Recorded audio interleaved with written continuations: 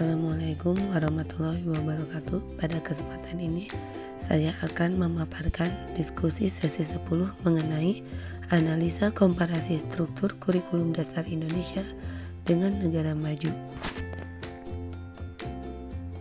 Adapun bahan diskusinya terdapat 2 poin yang akan dibahas, yaitu mengenai kesan, kendala, dan juga saran perbaikan untuk implementasi pembelajaran kelompok, kolaborasi dari tugas sebelumnya, dan yang kedua analisa komparasi struktur kurikulum Indonesia dengan negara-negara maju.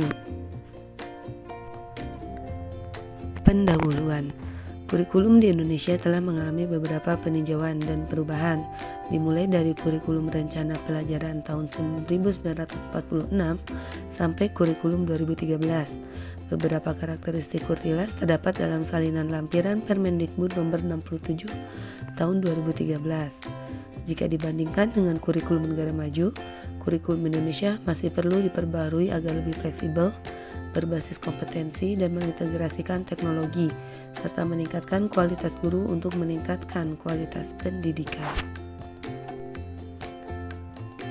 Untuk diskusi yang pertama mengenai implementasi pembelajaran kolaborasi kelompok kami, kesan yang saya peroleh adalah sangat berkesan karena kami memiliki persepsi yang berbeda-beda. Namun hal tersebut menjadi menarik karena kami dapat mengetahui dan saling berbagi ide atau gagasan yang inovatif untuk menyelesaikan suatu permasalahan. Adapun kendalanya yaitu kesulitan yang saya alami sendiri saat mencari referensi untuk studi literatur yang mencari artikel dengan akreditasi Scopus. Akses ke sistem tersebut mengalami kendala dalam proses login. Adapun solusinya yaitu dengan berdiskusi dan saling bertukar informasi mengenai cara login, dan salah satu dosen menyarankan untuk menggunakan Science Direct, yaitu suatu platform online yang menyediakan akses ke jurnal ilmiah yang telah dipublikasikan oleh Elsevier, salah satu penerbit ilmiah terbesar di dunia. Science Direct menyediakan akses ke lebih dari 2.500 jurnal dan 40.000 buku, termasuk artikel yang telah diindeks oleh Scopus. Selanjutnya dalam bahan diskusi yang kedua mengenai analisa komparasi kurikulum Indonesia dengan beberapa negara maju. Yang pertama adalah dengan negara Jerman. Indonesia secara umum, kurikulum dinaungi oleh Kementerian Pendidikan dan Kebudayaan Riset dan Teknologi. Jenjang sekolah terbagi menjadi 3 fase, fase A, fase B, dan fase C. Kemudian struktur kurikulum terdiri atas mata pelajaran, beban belajar, dan kalender pendidikan. Adapun implementasinya di sekolah secara khusus yaitu terdapat 3 jenis penilaian, yaitu pengetahuan, sikap, dan keterampilan. Jika capaian pembelajaran pada fase sebelumnya belum tercapai, maka dapat diulang kembali di jenjang berikutnya dengan fase yang sama. Dan yang ketiga adalah penilaian dilakukan melalui pelaksanaan ATS dan ASAS. Kemudian hasil belajar diserahkan dalam bentuk rapor pendidikan. Nah, jika dibandingkan dengan negara Jerman, kurikulumnya yaitu dirumuskan oleh Kementerian Pendidikan sesuai negara bagian di bawah kendali Länder atau pemerintah daerah. Yang kedua, kurikulum memuat materi ajar, tujuan pembelajaran, dan waktu studi sesuai level. Dan yang terakhir, kurikulum di Jerman tidak memiliki tradisi ujian akhir tahun. Berikutnya yaitu perbandingan kurikulum negara Inggris dengan implementasinya di sekolah. Yang pertama, di Inggris jenjang pendidikan diatur dalam kurikulum NASLOD. Di sekolah saat ini berlaku kurikulum merdeka. Yang kedua, di Inggris beberapa kualifikasi menawarkan pelatihan dan keterampilan vokasional agar dapat langsung bekerja. Nah, untuk penerapan di sekolah terdapat mata pelajaran mulok yang disesuaikan dengan sumber daya daerah. Yang ketiga, di Inggris penilaian terhadap siswa dilaksanakan melalui National Curriculum Test dan Key Stage Test. Untuk di sekolah terdapat ANBK untuk literasi numerasi pada kelas 5 dan TKA untuk kelas 6. Berikutnya adalah kurikulum di negara Amerika Serikat. Adanya pemberlakuan standar kualifikasi tertentu bagi sekolah yang ingin mendapatkan dana federal. Yang kedua, adanya alokasi waktu tiap mata pelajaran yang diserahkan ke sekolah menurut pada pertimbangan Asosiasi Profesi Guru dan Akademisi. Dan yang ketiga, secara nasional kemampuan belajar siswa ke-12 dievaluasi oleh institusi yang disebut NAEP.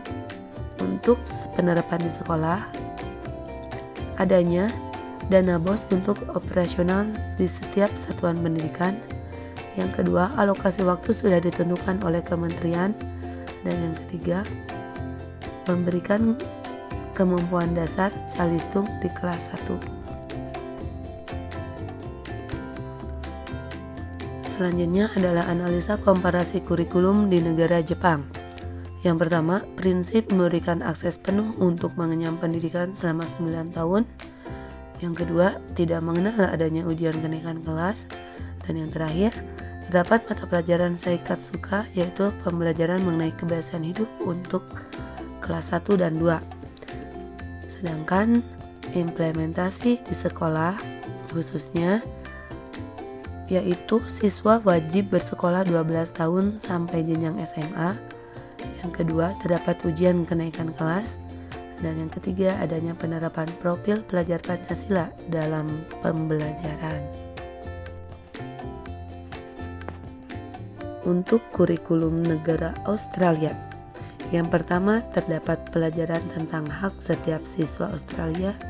Yang kedua, adanya spesifikasi isi kurikulum dan pembelajaran melalui spesifikasi standar prestasi.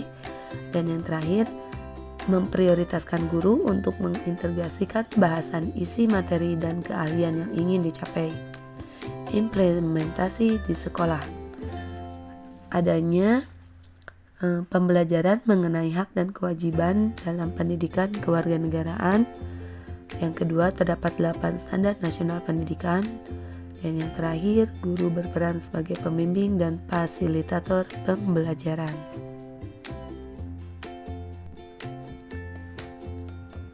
Dan untuk analisa komparasi kurikulum yang terakhir adalah negara Singapura.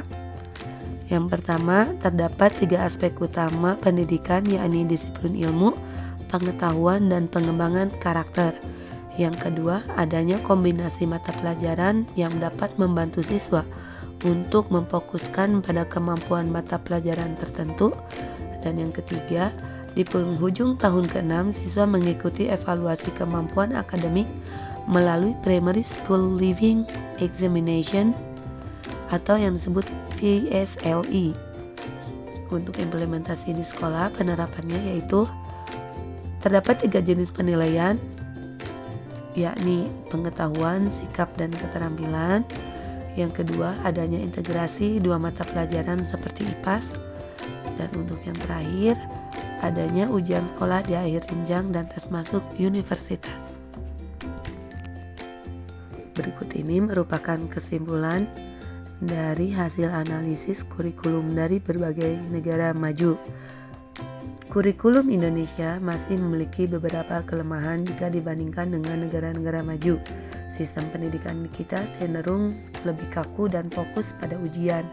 Sedangkan negara-negara maju memiliki kurikulum yang lebih fleksibel dan berbasis kompetensi.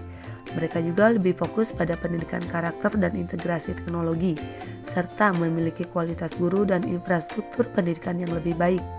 Namun perlu diingat bahwa setiap negara memiliki konteks dan kebutuhan yang unik, sehingga perbandingan kurikulum harus dilakukan dengan hati-hati. Sekian untuk pemaparan diskusi sesi 10. Mohon maaf jika masih terdapat kekurangan dalam penyampaiannya. Terima kasih.